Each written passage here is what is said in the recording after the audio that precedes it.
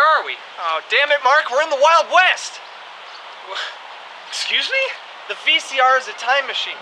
That's why I told you not to touch it, you raucous rabble-rouser! That doesn't explain why we're in the Wild West, Devin. Don't ask me why, but the default setting is the Wild West. Where did you get a time machine? eBay, duh. Forget about it.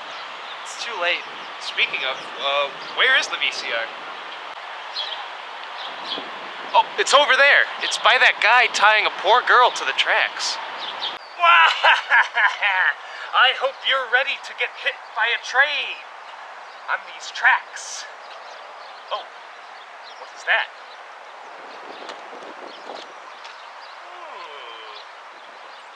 Never seen one of these before. Hey, man, that's our... Did y'all say hangman? You want a duel? I never back down from a game of hangman. Wait a second. You look really familiar to me. Huh. You're a one-eyed Kram, the jerk that lost the entire Flemming fortune on a stupid game of hangman. I never lost in hangman. I was cheated. That damn Augustus Finn is a damn cheat, I tell you. All right, whatever, man.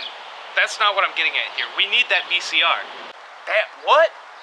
Oh, this thingamajig? Yes, that is ours, sir. If you would just kindly... Hey, get your fingers out of here, boy. I think I'm gonna keep it.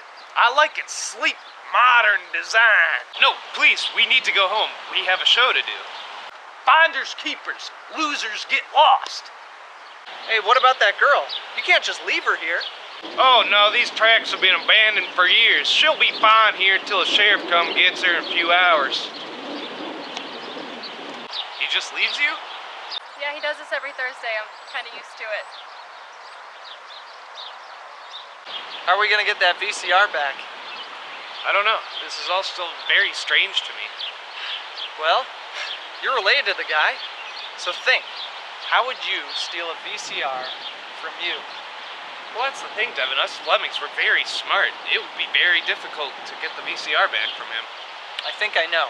Since you're his great-great-great-great-grandson, he can't be that much different from you. And if I know the Flemings that well, a true Flemming would never pass up the opportunity to steal a show.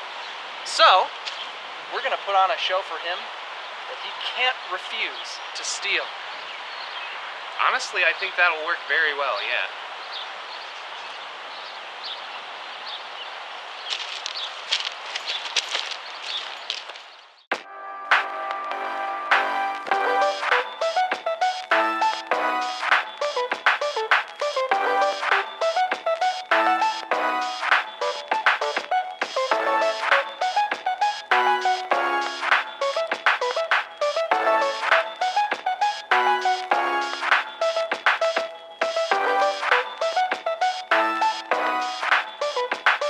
Welcome to The Agenda. I'm Devin Fenn.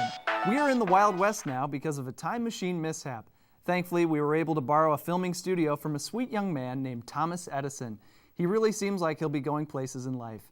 If you have any means of watching this show in the current year, 1895, enjoy, I guess. Giddy up, partner. Buford, Wyoming has recently been named the smallest town in America, comprised of 2 whole acres and a population of 1. I guess they weren't being dramatic when they said, "This town's not big enough for the both of us." In recent news, and when I mean recent news, I mean 6 months ago, a large amount of gold was recently discovered in the American River in California.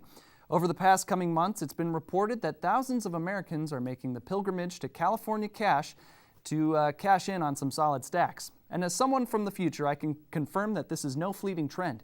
In the future, gold is so valuable, the most respected public figures use it as jewelry. Flavor Flav is truly an inspiration. In other words, there's a new sheriff in town after our old sheriff, Buck Dowling, was asked to resign for selling all of our hogs on the black market. Buck, if you're watching, I want you to know that I love my hog, Percy, very much. I will shoot you dead should I ever see you again. In recent news, outlaw Jesse James was assassinated by the coward Robert Ford. The Agenda will be right back. Welcome back.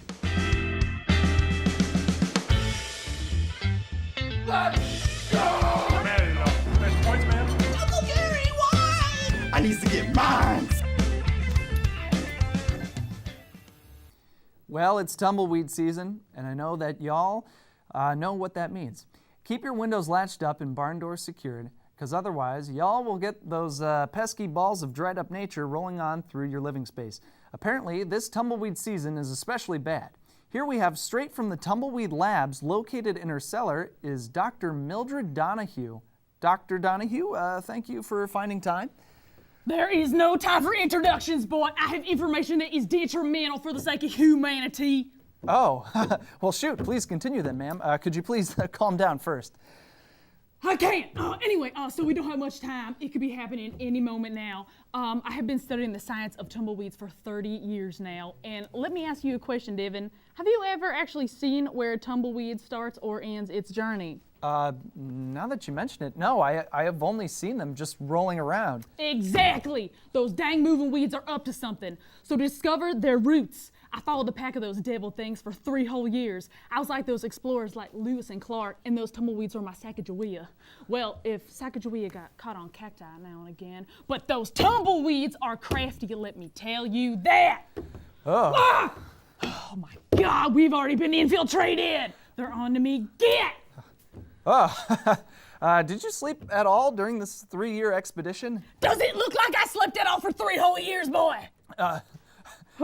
Those tumbleweeds don't take a break, and neither do I. So what did you find out? Well, first I had to be accepted as one of the pack, and that actually took 1.5 years. It was kind of difficult. I wore only dried grass, and I did not bathe the entire time.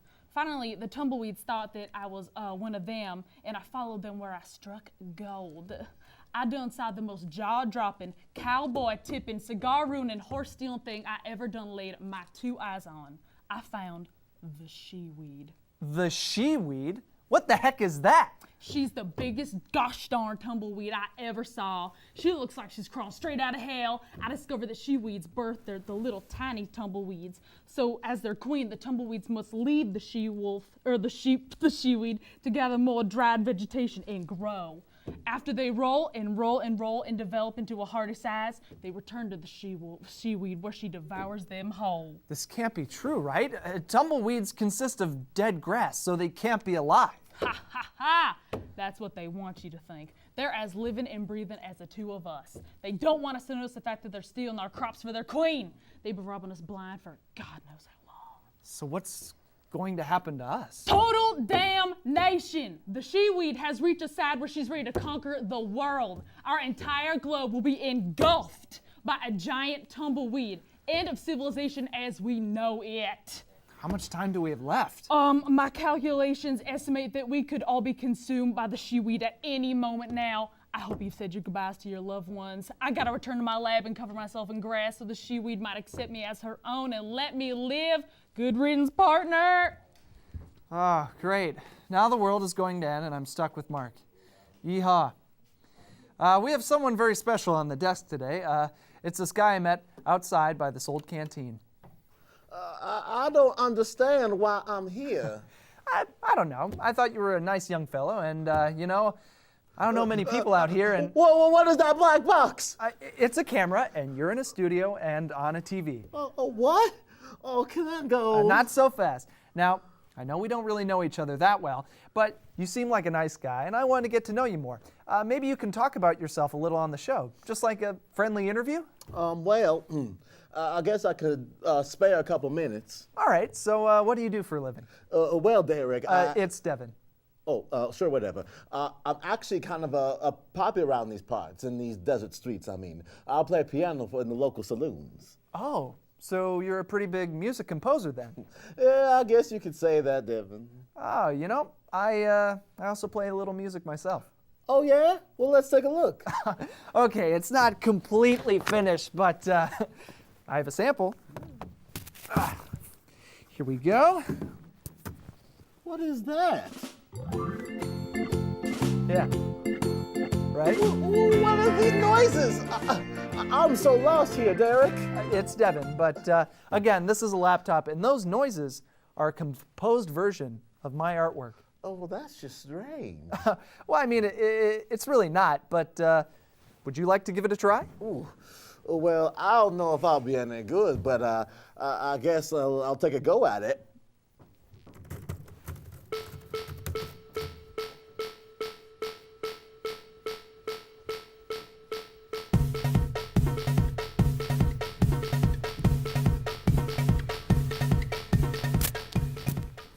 Whoa, holy cow, that was amazing.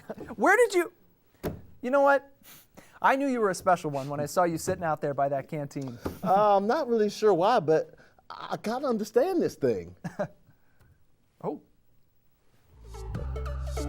Whoa. This is incredible. The agenda will be right back. Oh, well,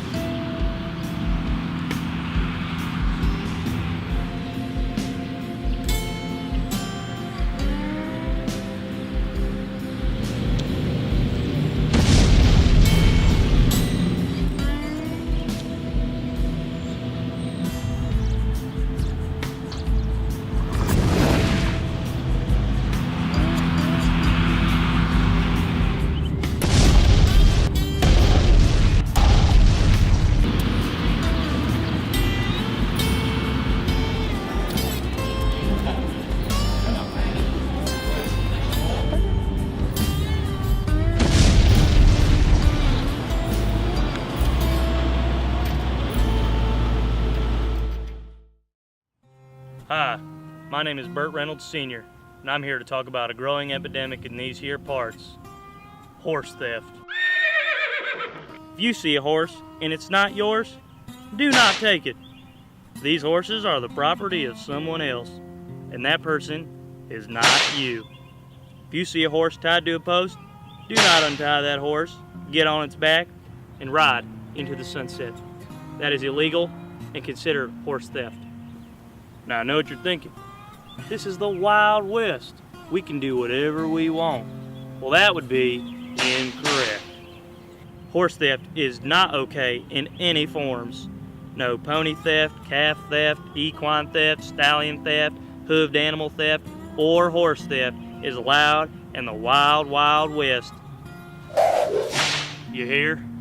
Every year, at least 6 whole horses are stolen from the saloon horse post. That just ain't right. I mean, come on, y'all. Ain't you got your own horses? Just the other day, Townsman George told me that a man stole his horse right as he was leaving the brothel. Why would a man do that? You ain't never seen one try and thieve your whiskey, so why would it thieve your horse? Now please, stop stealing horses. You can help these poor farmhands get their horses back by sending a shiny penny through the Pony Express to Bert's Brothel, San Bandito, California. And I'll use that to bribe the horse thieves back into getting their horses. And hurry, before they thieve the Pony Express too. So, joining us on the desk is Frederick J. Stamp with an exciting new invention he claims will send written messages all across the country. Welcome, Mr. Stamp. Wonderful to be here. Thanks for having me on, partner. No problem. Now, Frederick, please tell me about this wonderful new machine. It must be very large. Well, you see here, Devin, it isn't quite a machine at all. I call it a self-adhering monetary sticker, a stamp for short. Oh, well, good luck having that puny little thing get anywhere. It'll stick to my courier pigeon, thank you very much. Well, no, Devin. My stamps will not move the mail physically. That job will be up to underpaid humans. Well, what's the point of your invention then? Well, you see, people will buy the stamp and stick it up on the corner of a parcel.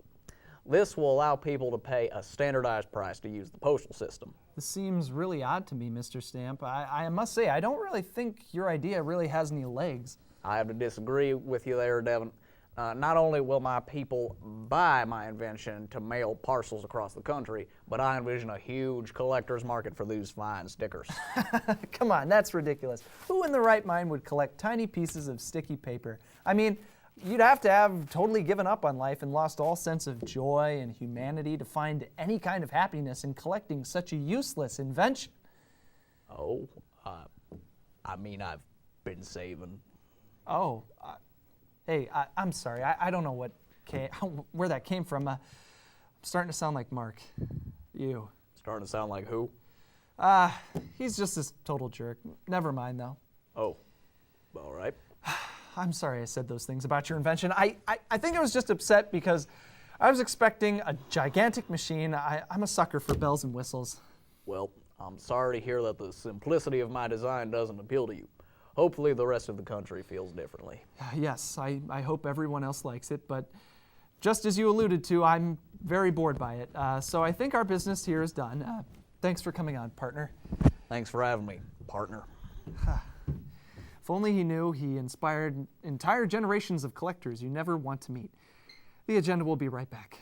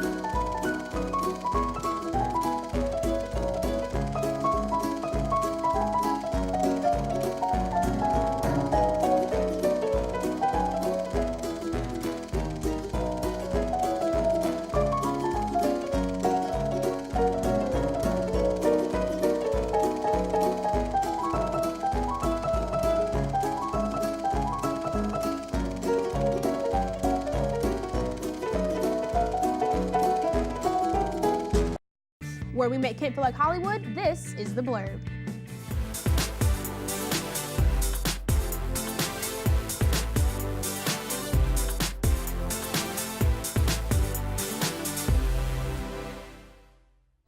In recent news, it's been said that Barbary Coast, California might be considering the leading community for homosexuality. Here to comment is local Barbary Coast resident, Guy Man. What do you think of these claims, Guy?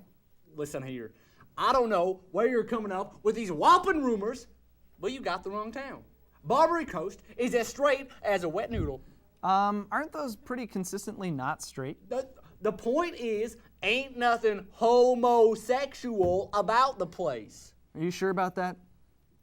Of course I'm sure. I mean, we don't have many women folk around these parts, mostly on account of a few too many train track accidents.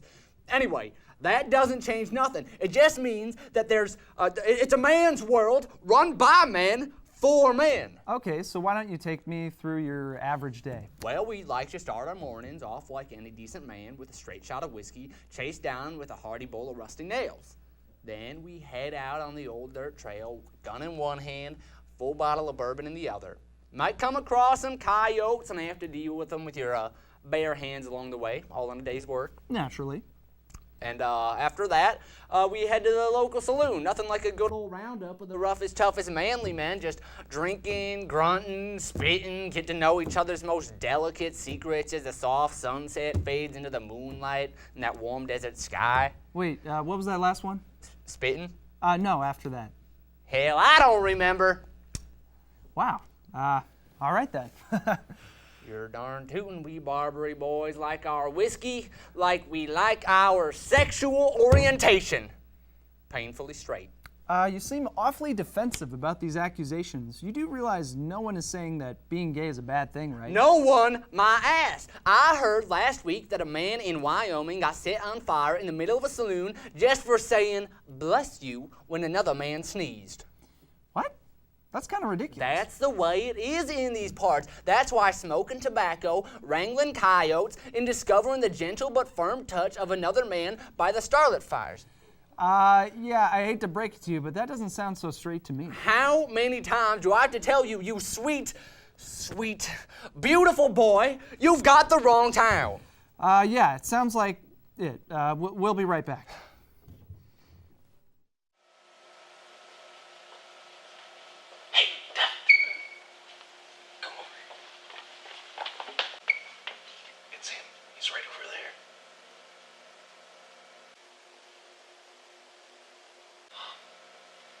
Flemmings aren't the brightest.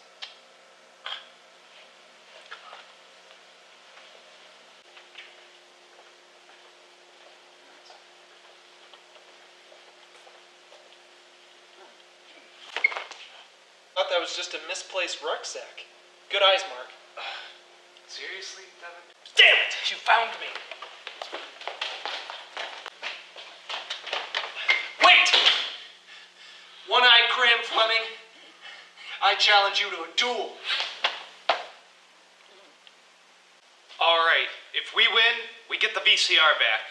All right. And if I win, I get to tie y'all to the railroads and host that little show of yours. Deal.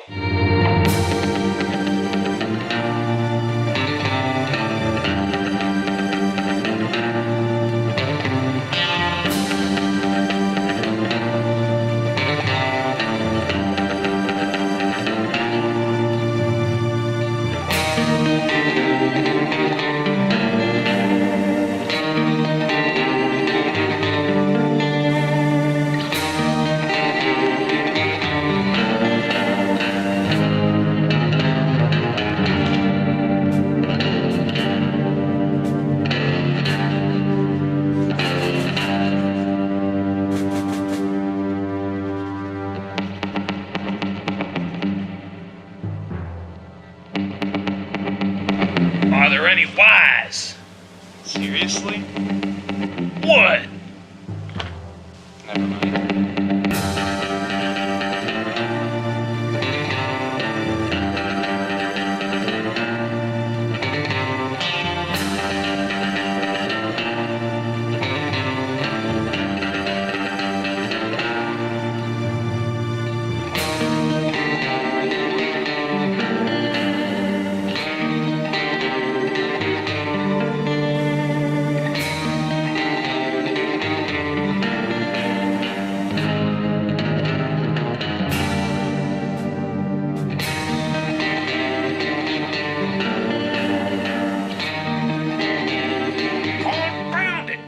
See that thing. What does it even say?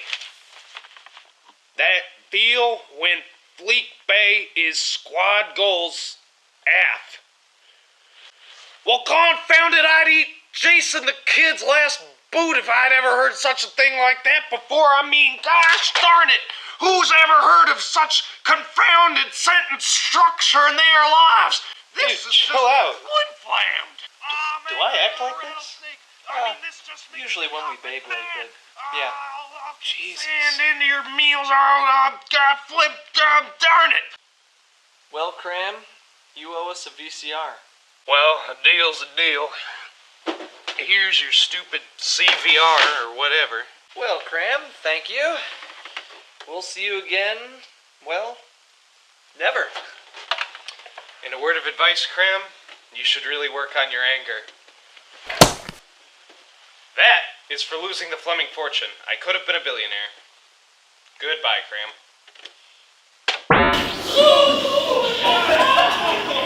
Oh my God!